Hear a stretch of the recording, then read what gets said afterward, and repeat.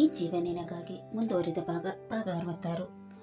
ಅರ್ಜುನ್ ಆದ್ಯಾಳ ಭಾವನೆಗಳಿಗೆ ಹರ್ಟ್ ಮಾಡಿದಾಗ ಅವಳು ಅವನಿಗೆ ಬೈದು ತನ್ನ ಕಣ್ಣಲ್ಲಿ ಜಾರುತ್ತಿದ್ದ ಕಣ್ಣೀರನ್ನು ಒರೆಸಿ ಅವನ ಕ್ಯಾಬಿನಿನಿಂದ ಹೊರ ಬಂದಳು. ಅವಳನ್ನು ಆ ಪರಿಸ್ಥಿತಿಯಲ್ಲಿ ನೋಡಿ ಅರ್ಜುನನಿಗೆ ಅಪಾರ ನೋವಾಯಿತು.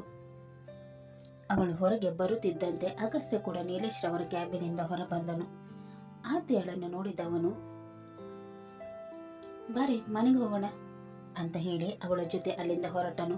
ಬೈಕಿನ ಹತ್ತಿರ ಬರುತ್ತಿದ್ದ ಹಾಗೆ ಅವನು ಅವಳನ್ನು ತೀಕ್ಷ್ಣವಾಗಿ ಗಮನಿಸಿದನು. ಅವಳ ಕಣ್ಣು ಕೆಂಪಾಗಿರುವುದನ್ನು ನೋಡಿದವನು, ಏನಾಯ್ತು ನಿನ್ ಕಣ್ಣಿಗೆ? ಅತ್ತೆ ಹೇಗೆ? ಅಳೋದಾ? ನಾನೇ ಕಳ್ಳಿ? ಮತ್ತೆ ಕಣ್ಣೆ ಕೆಂಪಾಗಿದೆ? ಆಫೀಸಲ್ಲಿ ಒಂದು ಹಳೆ ಫ್ಯಾನ್ ಇತ್ತು, ತುಂಬಾ ಶೆಕೆ ಆಗ್ತಿತ್ತು ಅಂತ ಅದನ್ನು ಆನ್ ಮಾಡೋಣ ಅಂತ ಹೋದೆ. ಫ್ಯಾನ್ ಆನ್ ಆದಾಗಿದೆ, ಅದರಲ್ಲಿದ್ದ ಡಸ್ಟ್ ಎಲ್ಲ ಕಣ್ಣಿಗೆ ಬಿತ್ತು. ಕಣ್ಣು ಉಜ್ಕೊಂಡೆ, ಹಾಗಾಗಿ ಕಣ್ಣು ಕೆಂಪಾಗಿ ಹೋಯ್ತು. ನಿಜ ಹೇಳ್ತಾ ಇದೆಯಾ? ಹಾಗಾದ್ರೆ ಮುಖ ಯಾಕೆ ಊದಿದೆ ಅಂತ ಅವನು ಕೇಳಿದಾಗ ಆತ್ಯಾಳಿಗೆ ಭಯವಾಗಿ ಏನು ಹೇಳಬೇಕೆಂದು ಗೊತ್ತಾಗಲಿಲ್ಲ. ನಾನು ಹತ್ತಿರೋದು ಇವನಿಗೆ ಗೊತ್ತಾದ್ರೆ ತುಂಬಾನೇ ಕಷ್ಟ ಆಗ್ಬಿಡುತ್ತೆ. ಏನಾದ್ರೂ ಸುಳ್ಳು ಹೇಳಿ ಇವನಿಂದ ತಪ್ಪಿಸ್ಕೊಳ್ಬೇಕು, ಇಲ್ಲಾಂದ್ರೆ ನನ್ನ ಪ್ರೀತಿ ವಿಷಯ ಎಲ್ಲರಿಗೂ ಗೊತ್ತಾಗ್ಬಿಡುತ್ತೆ ಅಂತ ಅಂದುಕೊಳ್ಳತೊಡಗಿದಳು. ಆಗ ಅವನೇ ಮಾತು ಮುಂದುವರಿಸುತ್ತಾ, ಏನೇ ಯೋಚನೆ ಮಾಡ್ತಾ ಇದೆಯಾ? ನಿನ್ನನ್ನೇ ಕೇಳ್ತಾ ಇರೋದು. ಮುಖ ಯಾಕೆ ಊದ್ಕೊಂಡಿದೆ? ಓ ಅದಾ, ಡಸ್ಟ್ ಕಣ್ಣಿಗೆ ಮಾತ್ರ ಅಲ್ಲ, ಮುಖ ಕೂಡ ಬಿದ್ದಿತ್ತು. ಅದನ್ನ ಸರಿಯಾಗಿ ತಿಕ್ಕಿ ತೊಳೆದಾಗ ಈ ರೀತಿ ಆಗಿರೋದು. ಸುಳ್ಳು ಹೇಳಿದ್ರೆ ತೆಗೆದು ಬಿಡ್ತೀನಿ ಇವಾಗ. ನೆಟ್ಟಗೆ ಸುಳ್ಳು ಹೇಳಿದಕ್ಕೂ ಬರಲ್ಲ. ಹಳೆ ಫ್ಯಾನ್ ಅಂತೆ, ಡಸ್ಟ್ ಅಂತೆ, ಏನೇನೋ ಕತೆ ಕಟ್ತಾಳೆ. ನನ್ನ ನೀನು ದಡ್ಡ ಅಂತ ಅಂದ್ಕೊಂಡಿದ್ಯಾ?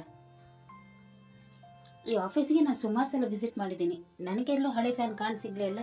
ಅಂಥದ್ರಲ್ಲಿ ಇವಳಿಗೆ ಕಾಣಿಸ್ತಂತೆ. ನಿಜ ಹೇಳಿ, ಯಾಕೆತ್ತೆ? ಯಾರಾದ್ರೂ ಏನಾದರೂ ಅಂದ್ರ? ಹಾಗೇನಾದ್ರೂ ಇದ್ರೆ ಹೇಳು, ನಾನೇ ಹೋಗಿ ಅವರನ್ನು ವಿಚಾರಿಸ್ಕೊಳ್ತೇನೆ. ಇಲ್ಲಾಂದ್ರೆ ಅಂಕಲ್ಗೆ ಹೇಳೋಣ. ಹೇಳು ಈಗ, ಯಾಕೆ ಅತ್ತೆ? ನಿನ್ಗೆಲ್ಲೋ ಭ್ರಮೆ ಆಗ್ತಾ ಇದೆ. ನಾನು ಹೇಳ್ತಾ ಇರ್ತು ನಿಜಾನೇ, ನಾನು ಹತ್ತಿಲ್ಲ, ಡಸ್ಟಿಂದ ಇದೆಲ್ಲ ಆಗಿರೋದು. ಸುಮ್ಮನೆ ಕೇಳಿದ್ರೆ ನೀನು ಬಾಯ್ ಬಿಡಲ್ಲ. ಈ ವಿಷಯನ ಹೋಗಿ ಅಮ್ಮನ ಹತ್ರ ಹೇಳ್ತೀನಿ. ಅಮ್ಮನ ಹತ್ರ ಹೇಳಿ ಯಾಕೋ ವಿಷಯನ ದೊಡ್ಡದು ಮಾಡ್ತೀಯಾ? ನನಗೇನೂ ಆಗಿಲ್ಲ, ನಾನು ಹತ್ತಿಲ್ಲ. ಮತ್ತೆ ಮತ್ತೆ ಸುಳ್ಳು ಹೇಳಿದ್ರೆ ನಂಗೆ ಸಿಟ್ಟು ಬರುತ್ತೆ ನೋಡು. ನಿಜ ಹೇಳು, ಯಾಕೆ ಅತ್ತೆ ಅಂತ. ನಾನು ಯಾರಿಗೂ ಹೇಳಲ್ಲ, ಇಲ್ಲ ನಮ್ಮ ಮನೇಲಿ ಎಲ್ಲರಿಗೂ ಹೇಳ್ತೀನಿ. ಮನೇಲಿ ಹೇಳೋ ಅವಶ್ಯಕತೆ ಇಲ್ಲ ಅಗಸ್ತ್ಯ, ಅವಳು ನಿಜನೇ ಹೇಳ್ತಾ ಇದ್ದಾಳೆ. ಡಸ್ಟಿಂದ ಅವಳಿಗೆ ಈ ರೀತಿ ಆಗಿರೋದು ಅಂತ ಹೇಳಿದ ಅರ್ಜುನ್ ಅಲ್ಲಿಂದ ಕಾರ್ ತಗೊಂಡು ಸೀದಾ ಮನೆಗೆ ಹೊರಟನು. ಅವನು ಹೋದಾದ ಮೇಲೆ ನಿಟ್ಟಿಸಿರು ಬಿಟ್ಟ ಆದ್ಯ, ಈಗಲಾದ್ರೂ ಗೊತ್ತಾಯ್ತಲ್ವಾ ನಾನು ಹತ್ತಿಲ್ಲ ಅಂತ, ಈಗ ನಡಿ ಮನೆಗೆ ಹೋಗೋಣ ಅಂತ ಅವಳು ಹೇಳಿದಾಗ ಅವನು ಬೈಕ್ ಸ್ಟಾರ್ಟ್ ಮಾಡಿ ಅವಳನ್ನು ಕುಳ್ಳೆರಿಸಿಕೊಂಡು ಮನೆಗೆ ಹೊರಟನು. ದಾರಿ ಉದ್ದಕ್ಕೂ ಅವನಿಗೆ ಆದ್ಯಾಳತೆ ಚಿಂತೆಯಾಗಿತ್ತು. ಅವಳ ಮಾತನ್ನು ಒಪ್ಪಿಕೊಳ್ಳಲು ಅವನು ಸಿದ್ಧನಿರಲಿಲ್ಲ.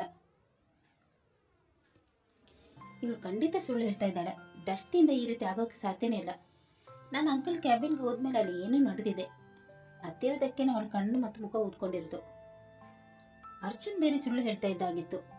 ಅವನು ಯಾಕೆ ಸುಳ್ಳು ಹೇಳಿದ? ಅವನೇನಾದ್ರೂ ಇವಳ ಬೈದ್ನ ಹೇಗೆ?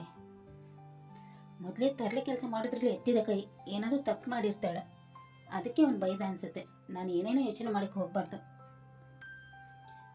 ನನಗೆ ನನ್ನ ತಂಗಿ ಮೇಲೆ ಸಂಪೂರ್ಣ ನಂಬಿಕೆ ಇದೆ ಅಂತ ಅಂದುಕೊಳ್ಳುತ್ತಾ ಮನೆ ಕಡೆ ಹೊರಟನು. ಇತ್ತ ಮನೆಗೆ ವಾಪಸ್ ಬಂದ ಅರ್ಜುನನ್ನು ನೋಡಿದ ಅವನ ತಾಯಿ, ಏನಾಯ್ತು ಅರ್ಜುನ್, ಯಾಕೆ ಮನೆಗೆ ವಾಪಸ್ ಬಂದೆ? ಫೈಲ್ಸ್ ಏನಾದರೂ ಬಿಟ್ಟು ಹೋಗಿದೆ ಹೇಗೆ? ಮಮ್ಮಿ, ನನಗೆ ತಲೆನೋವು ಹೋಗ್ತಾ ಇದೆ, ನಾನು ಸ್ವಲ್ಪ ರೆಸ್ಟ್ ಮಾಡಬೇಕು, ಅದಕ್ಕೆ ಬಂದೆ. ಹೌದೇನೋ, ಇರು ನಾನು ಟೀ ಮಾಡ್ಕೊಂಡು ಬರ್ತೀನಿ ಅಂತ ಹೇಳಿದ ಅವರು ಎದ್ದೇಳಲು ಹೋದರು. ಆಗ ಅವನು ಅವರನ್ನು ತಡೆದು, ಬೇಡ ಮಮ್ಮಿ, ನಾನು ಟೀ ಕುಡಿಯೋ ಮೂಡಲಿಲ್ಲ, ನಾನು ಸ್ವಲ್ಪ ಹೊತ್ತು ನಿಮ್ಮ ಮಡಿಲಲ್ಲಿ ಮಲಗಲ್ಲ. ಈ ಮಾತು ಕೇಳಿ ಅವನನ್ನು ನೋಡಿದ ಅವರಿಗೆ ಏನೋ ಸರಿ ಇಲ್ಲ ಅಂತ ಅನ್ನಿಸತೊಡಗಿತು. ಬಾರು ಕಂದ ಅಂತ ಹೇಳಿ ಅವನನ್ನು ತನ್ನ ಮಡಿಲಲ್ಲಿ ಮಲಗಿಸಿ ಅವನ ಹಣೆ ಸವರಿ, ಏನಾಯ್ತು ಅಂತ ಈ ಅಮ್ಮನ ಹತ್ರ ಆದ್ರೂ ಹೇಳ್ಬಾರ್ದಾ ಅಂತ ಅವರು ಹೇಳಿದಾಗ ಅಷ್ಟರ ತನಕ ತನ್ನ ಮನಸ್ಸಿನಲ್ಲಿದ್ದ ನೋವನ್ನು ಕಂಟ್ರೋಲ್ ಮಾಡಿದ ಅವನಿಗೆ ಆ ಕ್ಷಣದಲ್ಲಿ ಕಂಟ್ರೋಲ್ ಮಾಡಲು ಆಗಲಿಲ್ಲ. ಜೋರಾಗಿ ಬಿಕ್ಕಿ ಬಿಕ್ಕಿ ಅತ್ತನು. ಅವನ ಪರಿಸ್ಥಿತಿ ನೋಡಿ ಗಾಬರಿಯಾದ ವಂದನರವರು ಅವನನ್ನು ಸಮಾಧಾನಪಡಿಸಿ, ಏನಾಯ್ತು ಕಂದ, ಯಾಕೆ ಹೇಳ್ತಾ ಇದೆಯಾ? ನೀನು ಅಳೋದು ನೋಡಿದ್ರೆ ನನ್ಗೆ ಗಾಬರಿ ಆಗ್ತಾ ಇದೆ. ಏನಾಯ್ತಂತ ಹೇಳು. ಯಾರಿಂದಾದ್ರೂ ನಿಂಗೆ ತೊಂದರೆ ಇದೆಯಾ? ಆ ಥರ ಏನಾದರೂ ಇದ್ರೆ ಹೇಳು, ನಿನ್ನ ಅಪ್ಪನಿಗೆ ಹೇಳಿ ಎಲ್ಲ ಸರಿ ಮಾಡಿಸೋಣ. ನೀನೇನು ಹೆದರ್ಕೋಬೇಡ.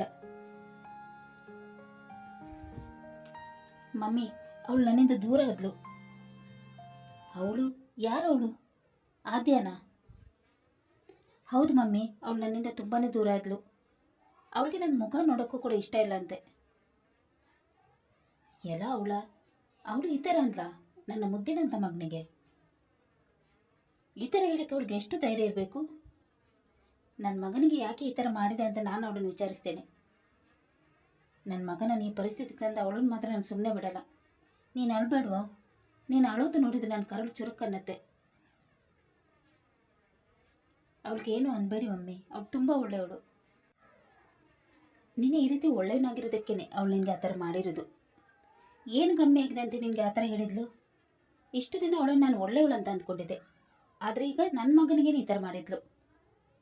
ನನ್ನ ಮಗನನ್ನು ಅಳಿಸಿದವಳು ನಾನು ಮಾತ್ರ ಸುಮ್ಮನೆ ಬಿಡಲ್ಲ. ಅವಳ ಬಗ್ಗೆ ಎಲ್ಲ ಆ ಥರ ಮಾತಾಡಬೇಡಿ ಮಮ್ಮಿ. ಅವಳ ಆ ಥರ ಮಾತಾಡೋಕ್ಕೆ ನಾನೇ ಕಾರಣ. ನೀನೇ ಕಾರಣನಾ? ಏನು ನಿನ್ನ ಮಾತಿನ ಅರ್ಥ ಅಂತ ಅವರು ಕೇಳಿದಾಗ ಅವನು ನಡೆದಿದ್ದ ವಿಷಯವನ್ನೆಲ್ಲ ಅವರಿಗೆ ತಿಳಿಸಿದನು. ಇದನ್ನು ಕೇಳಿದ ಅವರು ಕೋಪದಿಂದ, ಯಾಕೋ ಈ ಥರ ಮಾಡಿದೆ? ನೀನು ಅಷ್ಟೊಂದು ಒಟ್ಟಾಗಿ ಮಾತಾಡಿದೆ ಯಾವ ಹುಡುಗಿ ತಾನೇ ಸಹಿಸ್ಕೊಂಡಳು? ನೀನು ಅಳೋದು ನೋಡಿ ಅವಳೇನಾದ್ರೂ ನಿಂಗೆ ಮಾಡಿರ್ಬೋದು ಅಂತ ಅಂದ್ಕೊಂಡು ಸುಮ್ಮನೆ ಅವಳ ಮೇಲೆ ಅನುಮಾನ ಪಟ್ಬಿಟ್ಟೆ. ಪಾಪ ಕಣವಳು, ನಿನ್ನನ್ನು ಅಷ್ಟೊಂದು ಪ್ರೀತಿಸ್ತಾ ಇರ್ಬೇಕಾದ್ರೆ ನೀನು ಅವಳ ಮನಸ್ಸನ್ನೇ ನೋಯಿಸ್ಬಿಟ್ಟೆ. ಈಗ ಹತ್ತು ಏನು ಪ್ರಯೋಜನ? ನಿನ್ನ ಅಪ್ಪನ ಮಾತು ಕೇಳಿ ಚಿನ್ನದಂತ ಹುಡುಗಿನ ದೂರ ಮಾಡಿಬಿಟ್ಟೆ. ಅವ್ರ ಹತ್ರ ನಾನು ಮಾತಾಡ್ತಿದ್ದೆ ಅಲ್ವಾ? ನನ್ಗೊಂದು ಮಾತು ಹೇಳಿದೇನೆ ಯಾಕೆ ಇಷ್ಟೊಂದು ದೊಡ್ಡ ನಿರ್ಧಾರ ತೆಗೆದುಕೊಂಡ್ಬಿಟ್ಟೆ? ನೀನು ಅಳ್ಬೇಡ, ನಾನು ಅವಳ ಹತ್ರ ಹೋಗಿ ಎಲ್ಲ ವಿಷಯ ಹೇಳ್ತೀನಿ. ಆಗ ಅವಳನ್ನೇ ನಾನು ಕ್ಷಮಿಸಿ ನಿನ್ನ ಜೊತೆ ಮತ್ತೆ ಮೊದಲಿನ ಥರ ಇರ್ತಾಳೆ, ನೋಡ್ತಾ ಇರು. ಬೇಡ ಮಮ್ಮಿ, ನೀವು ಅವಳ ಹತ್ರ ಹೋಗಿ ಮಾತಾಡ್ಕೊಡ್ತು. ನನ್ಗೆ ಅವಳು ಕೂಡ ಮುಖ್ಯ, ಹಾಗೇನೆ ಡ್ಯಾಡ್ ಕೂಡ ತುಂಬಾನೇ ಮುಖ್ಯ. ಅವ್ರ ಮಾತ್ರ ನಾನು ಯಾವತ್ತೂ ಮೀರಲ್ಲ. ಅವ್ರು ಏನು ಹೇಳ್ತಾರೋ ಅದನ್ನೇ ಮಾಡ್ತೀನಿ.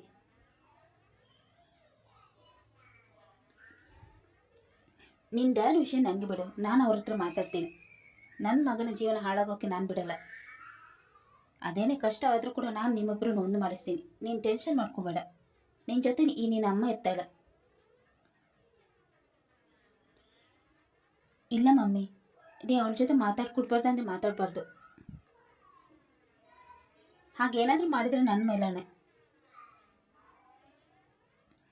ಏನಾಗಿದೆ ನಿನಗೆ? ನಿನ್ನ ತಲೆ ಮೇಲೆ ನೀನೇ ಚಪ್ಪಟೆ ಕಲ್ಲು ಹಾಕೋದಕ್ಕೆ ಹೊಟ್ಟಿದೆಯಲ್ವಾ? ಏನು ಹೇಳಿ ನಿನಗೆ ನಾನು? ಮಮ್ಮಿ, ನಾನು ಸ್ವಲ್ಪ ಹೊತ್ತು ಒಂಟಿಯಾಗಿರಬೇಕು. ನಾನು ರೂಮ್ಗೆ ಹೋಗ್ತಾ ಇದ್ದೀನಿ. ಸ್ವಲ್ಪ ಹೊತ್ತು ನಾನು ಒಂಟಿಯಾಗಿರ್ಕೆ ಬಿಟ್ಬಿಡಿ. ಈ ವಿಷಯ ನನ್ನ ಮತ್ತು ನಿಮ್ಮ ಮಧ್ಯೆ ಮಾತ್ರ ಇರಬೇಕು, ಡ್ಯಾಡ್ಗೆ ಗೊತ್ತಾಗಬಾರ್ದು ಅಂತ ಹೇಳಿ ಅವನು ತನ್ನ ರೂಮ್ಗೆ ಹೋಗಿ ಬಾಗಿಲು ಹಾಕಿಕೊಂಡನು. ಅವನ ಪರಿಸ್ಥಿತಿ ನೋಡಿ ವಂದನರವರಿಗೆ ತುಂಬಾ ನೋವಾಯಿತು. ಏನಾಗಿದೆ ಇವ್ರಿಗೆ? ಸ್ವಂತ ಮಗನ ಜೀವನ ಹಾಳು ಮಾಡೋಕ್ಕೆ ಹೊಟ್ಟಿದ್ದಾರಲ್ವಾ? ಏನು ಹೇಳಲಿ ಇವ್ರಿಗೆ? ನನ್ನ ಮಗನ ಜೀವನ ಹಾಳಾಗಬಾರ್ದು, ಹಾಳಾಗೋಕ್ಕೆ ನಾನು ಬಿಡಲ್ಲ. ಸಮಯ ನೋಡಿ ಈ ವಿಷಯದ ಬಗ್ಗೆ ಇವ್ರ ಹತ್ರ ಮಾತಾಡಬೇಕು. ಇವ್ರೇನಾದರೂ ಒಪ್ಪಿಲ್ಲ ಅಂದರೆ ಆದೇವ್ರ ಜೊತೆ ಮಾತಾಡಬೇಕು. ನನ್ನ ಮಗ ಈ ರೀತಿ ಅಳೋದನ್ನು ನನ್ನ ಕಣ್ಣಿಂದ ನೋಡೋಕ್ಕೆ ಆಗ್ತಾಯಿಲ್ಲ. ಪಾಪ ನನ್ನ ಮಗ ಯಾವತ್ತೂ ಒಂದು ಹನಿ ಕಣ್ಣೀರು ಹಾಕಿದವನು ಇವತ್ತು ಬಿಕ್ಕಿ ಬಿಕ್ಕಿ ಹತ್ತಂದ್ರೆ ಅದೆಷ್ಟು ನೋವು ಅನುಭವಿಸಿದ್ನೋ ಏನೋ. ಈ ವಿಷಯನ ಇಲ್ಲಿಗೆ ಬಿಡಬಾರ್ದು. ಇಬ್ಬರು ಒಂದಾಗ ಹಾಗೆ ಏನಾದರೂ ಮಾಡಬೇಕು. ಇಲ್ಲಾಂದ್ರೆ ನನ್ನ ಮಗ ಅವಳ ನೆನಪಲ್ಲಿ ಕೊರಗಿ ಜೀವನ ಪರ್ಯಂತ ನೋವು ಅನುಭವಿಸ್ತಾನೆ. ಹಾಗಾಗಿ ನಾನು ಬಿಡಬಾರ್ದು, ಏನಾದರೂ ಮಾಡಲೇಬೇಕು ಅಂತ ಅಂದುಕೊಳ್ಳುತ್ತಾ ಏನು ಮಾಡಬೇಕು ಅಂತ ಯೋಚನೆ ಮಾಡತೊಡಗಿದರು. ಇತ್ತ ತನ್ನ ರೂಮ್ಗೆ ಬಂದ ಅರ್ಜುನ್ ಬಾಲ್ಕನಿಯ ಹತ್ತಿರ ಹೋದನು. ಆದ್ಯಾಳ ರೂಮಿನ ಕಿಟಕಿಯ ಕಡೆ ನೋಡಿದನು. ಯಾವಾಗಲೂ ಓಪನ್ ಆಗಿರುತ್ತಿದ್ದ ಅವಳ ಮನೆಯ ಕಿಟಕಿ ಇಂದು ಕ್ಲೋಸ್ ಆಗಿತ್ತು. ಇದನ್ನು ನೋಡಿ ಬೇಜಾರಾದ ಅವನು ತನ್ನ ರೂಮಿಗೆ ಬಂದು ಮಂಚದ ಮೇಲೆ ಕುಳಿತುಕೊಂಡನು. ಏನು ಮಾಡಿದೆ ನಾನು? ನನ್ನ ಕೈಯಲ್ಲೇ ನನ್ನ ಪ್ರೀತಿ ನನ್ನಿಂದ ದೂರ ಮಾಡಿಬಿಟ್ಟೆ. ಅವಳಿಲ್ಲದೆ ನಾನು ಹೇಗೆ ಜೀವಿಸಲಿ? ಬೆಳಿಗ್ಗೆ ಎದ್ದ ತಕ್ಷಣ ದಿನಾಲು ಅವಳಿಗೆ ಗೊತ್ತಿಲ್ಲದಂತೆ ಅವಳ ಮುಖ ನೋಡ್ತಾ ಇದ್ದೆ. ಇನ್ಮೇಲೆ ಅದು ಕೂಡ ಆಗಲ್ಲ. ನನ್ನ ಮೇಲೆ ಸಿಟ್ಟಿಂದ ಕಿಟಕಿ ಬಾಗಿಲು ಮುಚ್ಚಿದ್ದಾಳೆ. ಇನ್ಮೇಲೆ ನಾನು ಅವಳನ್ನು ಹೇಗೆ ನೋಡಲಿ? ಅವಳನ್ನು ನೋಡಿದ್ರೆ ನನಗೆ ಇರೋಕ್ಕಾಗತ್ತಾ? ಇನ್ನು ಸ್ವಲ್ಪ ದಿನದಲ್ಲಿ ಬ್ಯಾಂಗ್ಳೂರ್ಗೆ ಹೋಗ್ತಾ ಇದ್ದಾಳೆ. ಆಮೇಲೆ ನಾನು ಏನು ಮಾಡಲಿ? ಆಮೇಲೆ ನನಗೆ ಅವಳು ನೋಡೋ ಭಾಗ್ಯನೂ ಸಿಗಲ್ಲ. ಈಗಲೇ ನನ್ನ ಮೇಲೆ ಕೋಪ ಇದೆ. ಬ್ಯಾಂಗ್ಳೂರಿಗೆ ಹೋದ್ಮೇಲೆ ನಾನು ಮರ್ತು ಬಿಡ್ಬೋದು. ಇದನ್ನೆಲ್ಲ ನೆನೆಸ್ಕೊಂಡ್ರೆ ಮೈ ಇಡೀ ನಡುಗಿದ ಥರ ಆಗುತ್ತೆ. ಅಯ್ಯೋ ದೇವ್ರೆ, ನನಗೆ ಯಾಕೆ ಈ ಶಿಕ್ಷೆ? ಪ್ರೀತಿ ಮಾಡಿದ ತಪ್ಪ? ಪ್ರೀತಿ ಮಾಡಿದ ತಪ್ಪಿಗೆ ಈ ರೀತಿ ನೋವು ಕೊಡೋದು ಎಷ್ಟು ಸರಿ ಹೇಳು ಅಂತ ಹೇಳುತ್ತಾ ಬಿಕ್ಕಿ ಬಿಕ್ಕಿ ಅಳತೊಡಗಿದನು. ತನ್ನ ರೂಮಿನಲ್ಲಿ ಕೂತಿದ್ದ ಆದ್ಯ ಮನಸ್ಸಿನ ನೋವು ತಡೆಯಲಾಗದೆ ಅಳತೊಡಗಿದಳು. ಎಷ್ಟು ಕಠೋರ ಮನಸ್ಸಿನವನು. ನಾನು ಬಡವಳು ಅಂತ ನಾನು ರಿಜೆಕ್ಟ್ ಮಾಡಿದ. ಅವನಿಗೆ ಶ್ರೀಮಂತ ಹುಡುಗಿನ ಬೇಕಂತೆ. ಬಡವಳಿಗೆ ಹುಟ್ಟಿರೋದು ನನ್ನ ತಪ್ಪ? ಬಡವರಿಗೆ ಪ್ರೀತಿ ಮಾಡುವ ಹಕ್ಕಿಲ್ವಾ? ಮೊದಲು ನನ್ನ ಮೇಲೆ ಪ್ರೀತಿ ಆಗಿತ್ತಂತೆ, ಆದರೆ ಅದು ಪ್ರೀತಿ ಅಲ್ಲ ಅಂತ ಈಗ ಗೊತ್ತಾಯ್ತಂತೆ. ಎಷ್ಟು ಈಸಿಯಾಗಿ ಪ್ರೀತಿ ಇಲ್ಲ ಅಂತ ಹೇಳ್ತಾನೆ. ಇವನಿಗೆ ಸ್ವಲ್ಪ ಭಾವನೆಗಳೇ ಇಲ್ವಾ? ನಾನು ಇವನನ್ನು ಹುಚ್ಚಿ ಥರ ಪ್ರೀತಿಸ್ತಾ ಇದ್ದಾರೆ, ಆದರೆ ಈಗ ನನ್ನ ಹೃದಯನ ಒಡೆದು ಹೋಗುವ ಹಾಗೆ ಮಾಡಿದ.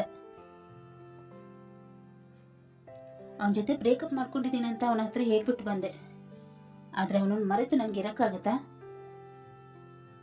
ಅವನಿಗೆ ನನ್ನ ಮೇಲೆ ಪ್ರೀತಿ ಇಲ್ಲದಿರ್ಬೋದು, ಆದರೆ ನನಗೆ ಅವನ ಮೇಲೆ ಬೆಟ್ಟದಷ್ಟು ಪ್ರೀತಿ ಇದೆ ಅಲ್ವಾ? ಅದನ್ನ ಈಗ ಏನು ಮಾಡಲಿ? ಇಲ್ಲ, ನಾನು ವೀಕ್ ಆಗಬಾರ್ದು, ನಾನು ಸ್ಟ್ರಾಂಗ್ ಆಗಬೇಕು. ಅವನನ್ನು ಮರೀಬೇಕು. ಅವನನ್ನು ಮರೆತು ಒಂದು ಒಳ್ಳೆ ಜೀವನ ನಡೆಸಬೇಕು. ಅವನು ನನ್ನನ್ನು ಬಡವಳು ಅಂತ ತಿರಸ್ಕರಿಸಿದಲ್ವಾ? ಅವನ ಎದುರು ಚೆನ್ನಾಗಿ ಬಾಳಿ ಬದುಕಬೇಕು. ಈಗ ಇವತ್ತಿನಿಂದ ನನಗಿರೋದು ಒಂದೇ ಗುರಿ, ದುಡಿದು ಚೆನ್ನಾಗಿ ದುಡ್ಡು ಮಾಡಿ ಅವನ ಎದುರು ತಲೆ ಎತ್ತಿ ಮೆರಿಬೇಕು. ನನ್ನ ಲೈಫ್ ಸ್ಟೈಲ್ ನೋಡಿ ಒಂದಿನ ಅವನಿಗೇನೋ ಪಶ್ಚಾತ್ತಾಪ ಆಗಬೇಕು. ನಾನು ಇವಳನ್ನು ತಿರಸ್ಕರಿಸಬಾರ್ದಿತ್ತು ಅಂತ ಅವನಿಗೆ ಅನ್ನಿಸ್ಬೇಕು. ಆ ಥರ ಬೆಳಿಬೇಕು. ದುಡ್ಡಿನಿಂದ ಪ್ರೀತಿನ ಅಳಿತಾನಲ್ವಾ? ಇನ್ಮಿಂದ ದುಡ್ಡು ಮಾಡೋದೇ ನನ್ನ ಗುರಿ. ಪ್ರೀತಿ ಪ್ರೇಮಕ್ಕೆ ಬೆಲೆ ಇಲ್ಲ, ಬೆಲೆ ಏನಿದೆ ದುಡ್ಡಿಗೆ ಮಾತ್ರ. ಮೊಬೈಲ್ನಿಂದ ಅವನ ನಂಬರನ್ನು ಡಿಲೀಟ್ ಮಾಡಿದವಳು ಸೆಲ್ಫ್ ರೆಸ್ಪೆಕ್ಟ್ಗಿಂತ ದೊಡ್ಡದು ಯಾವುದೂ ಇಲ್ಲ. ನಿನಗೆ ನಾನು ಬೇಡ ಅಂದರೆ ನನಗೂ ಕೂಡ ನೀನು ಬೇಡ. ನಿನ್ನ ಮೊಬೈಲ್ ನಂಬರ್ ನನ್ನ ಹತ್ರ ಇದ್ರೆ ತಾನೆ ನನಗೆ ನೀನು ನೆನಪಾಗೋದು. ಅದಕ್ಕೆ ನಿನ್ನ ನಂಬರನ್ನು ಡಿಲೀಟ್ ಮಾಡಿದೆ. ಇನ್ಮೇಲೆ ನನಗೂ ನಿನಗೆ ಯಾವ ಸಂಬಂಧನೂ ಇಲ್ಲ. ನಾನು ಯಾರು, ನೀನು ಯಾರು ಅಂತಂದು ದೃಢ ನಿರ್ಧಾರವನ್ನು ಮಾಡಿದಳು. ಕಥೆ ಮುಂದುವರಿಯಿತು. ಆದ್ಯ ನಿಜವಾಗಲೂ ಅರ್ಜುನನನ್ನು ಮರೆತು ಜೀವನದಲ್ಲಿ ಮುಂದೆ ಸಾಗುತ್ತಾಳೋ ಇಲ್ಲವೋ ಅನ್ನೋದನ್ನು ತಿಳಿಯಲು ಮುಂದಿನ ಸಂಚಿಕೆಗಾಗಿ ಕಾಯೋಣ. ಅಲ್ಲಿ ತನಕ ಈ ಕಥೆ ನಿಮಗೆ ಇಷ್ಟವಾದಲ್ಲಿ ಲೈಕ್ ಮಾಡಿ, ಶೇರ್ ಮಾಡಿ ಮತ್ತು ಸಬ್ಸ್ಕ್ರೈಬ್ ಮಾಡೋದನ್ನು ಮಾತ್ರ ಮರಿಬೇಡಿ. ಹಾಗೆ ಕಥೆ ಹೇಗಿದೆ ಅಂತ ಕಮೆಂಟ್ ಬಾಕ್ಸಲ್ಲಿ ತಿಳಿಸಿ. ಧನ್ಯವಾದಗಳು.